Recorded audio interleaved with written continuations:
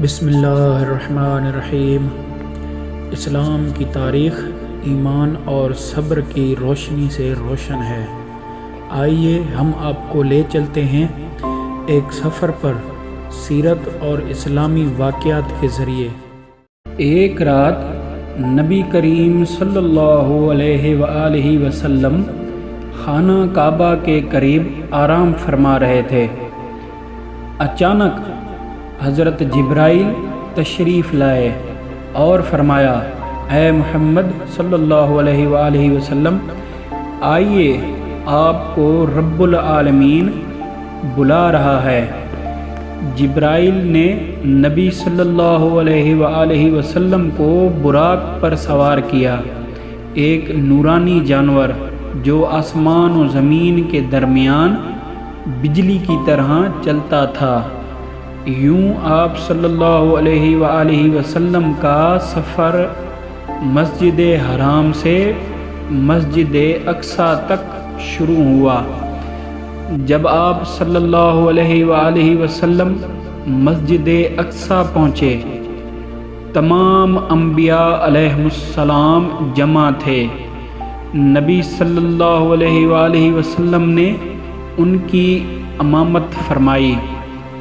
یہ اس بات کی نشانی تھی کہ آپ صلی اللہ علیہ وآلہ وسلم تمام انبیاء کے سردار ہیں۔ پھر جبرائیل علیہ السلام کے ساتھ آسمانوں کا سفر شروع ہوا۔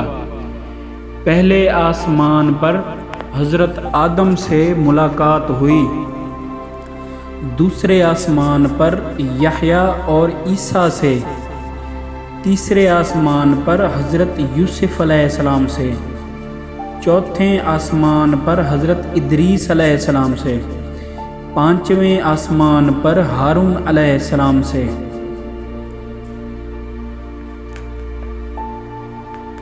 چھٹے آسمان پر حضرت موسیٰ علیہ السلام سے، اور ساتویں آسمان پر حضرت ابراہیم علیہ السلام سے ملاقات ہوئی۔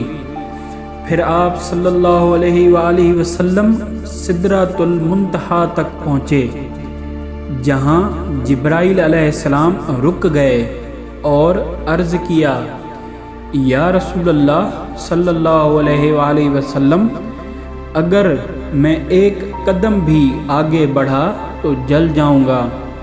وہاں نبی صلی اللہ علیہ وآلہ وسلم نے اپنے رب سے ملاقات کی۔ یہ قربت روحانی عروج کی انتہا تھی۔ اسی مقام پر 5 وقت کی نماز کا تحفہ عطا ہوا۔ یہ سفر واپس مکہ تک مکمل ہوا اور صبح تک نبی صلی اللہ علیہ وآلہ وسلم مسجد حرام واپس پہنچ گئے۔ یہ رات ایمان والوں کے لیے یقین، محبت اور اللہ کے قرب کا نشان بن گئی۔ یہ تھا اسلام کی تاریخ کا ایک روشن واقعہ۔ زیادہ معلومات کے لیے چینل کو سبسکرائب کریں اور بیل آئیکن پریس کرنا نہ بھولیے تاکہ روح کو روشن کرنے والی کہانیاں آپ تک پہنچتی رہیں۔